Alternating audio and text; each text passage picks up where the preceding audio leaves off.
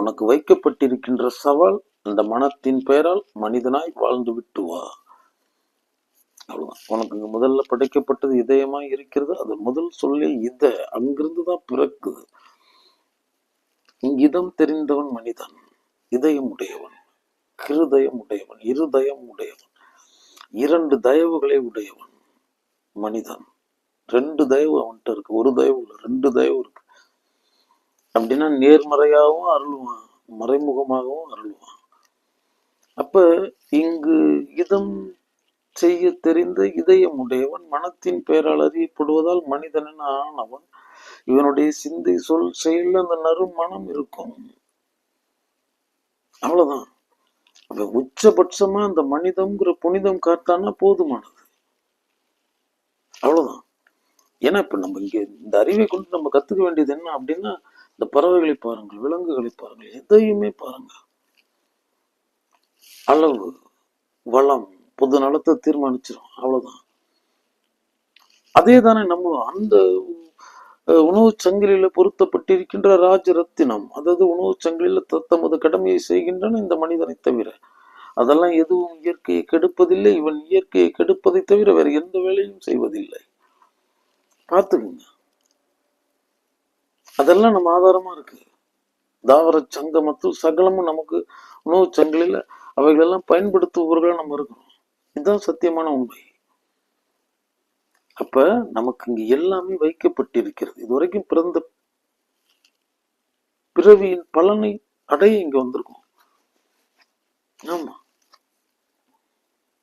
தெய்வமே வடிவாய் அங்கு தாயினும் அங்கு அதன் வழி வந்த பந்தத்தவர்களா ஒரு தாய் வேற்று பிள்ளைகளாய் நாமெல்லாம் இருக்கிறோம். இது சத்தியம்.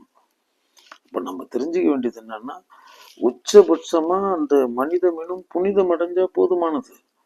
அதுதான் நமக்கு வைக்கப்பட்டிருக்கின்ற சவால். அதற்குதான் அதை எனக்குள்ளார உணர்றதுக்கு தான் அங்க அறிவு வைக்கப்பட்டிருக்கு. அதுதான் தமிழ் சொன்னது. வான் பொய்த்தாளம் தான் பொய்க்கா வள்ளுவம் சொன்னது. எப்பொருள் யார் யார் வாய் கேட்பினும் அப்பொருள் மெய்ப்பொருள் காண்பதறிவு, எப்பொருள் எத்தன்மைதாயினும் அப்பொருள் மெய்ப்பொருள் காண்பதறிவு. அவ்வளவுதானே. உண்மை அறிவை கொண்டு ஏற்றுக்கொள். யார் சொல்றதை நம்பாத. இதையும் நீ நம்ப வேண்டியதில்லை. எதையுமே நம்பாத. நம்பி ஏமாந்து போனவே மனிதன். நம்ப கூடாததை நம்பினதுனாலையும், நம்ப வேண்டியதை நம்பாததுனாலையும் இங்கு அவநம்பிக்கையின் திருவுருவாய் திகழ்ந்து கொண்டிருக்கிறான், தெரிந்து கொண்டிருக்கிறான் தெருதனில் இந்த திருநரன். சத்தியம் சொல்கிறேன் செல்வங்களே, மெய்யை உணர்ந்து கொள்ளுங்கள்.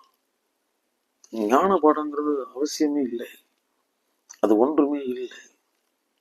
சுவர் இருந்தாதான சித்திரம் வரைய முடியும். காலத்தினுடைய கட்டாயம் அது எந்த அறிவு தருகிறதோ அது ஞானம் என சொல்லப்படுகிறது. அவ்வளவுதானே. தர்மம் பண்ண, தானம் பண்ணணும்னா பண்ணலாம். அவனே பிச்சை எடுத்துக்கிட்டு இருக்கான். அவன்கிட்ட போய் என்ன சொல்ல முடியும்? அந்த மாதிரி நிலைப்பாட்டில் இருக்கும்போது அவனை நீ தர்மம் செய்யவில்லை, அதனால் நீ தண்டனைக்குரிய குற்றவாளின்னு நம்ம சொல்ல முடியுமா? அவன் திங்கிறதுக்கே சோறு இல்லை. அப்படி கிடக்கிறவன்ட்ட போயிட்டு எப்படி போயிட்டு தர்ம விதியை பேண முடியும்? அதே போல உடம்பு இருந்தாதான் சகலமும் செய்ய முடியும். இப்ப அந்த உடம்புக்கு ஏற்றதை நம்ம செய்யறோமான்னு பாருங்க.